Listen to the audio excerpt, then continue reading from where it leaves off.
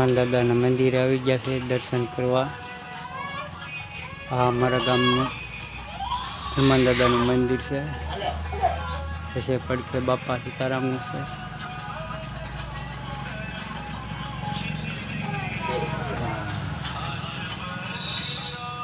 આ બાપા સીતારામ છે। આ હનુમાન દાદા છે। આ અમારે ફાડી છે। આ અમારે શેરી છે। આ પાણી ટાંકો છે। આ નાનું મંદિર જૂનું છે।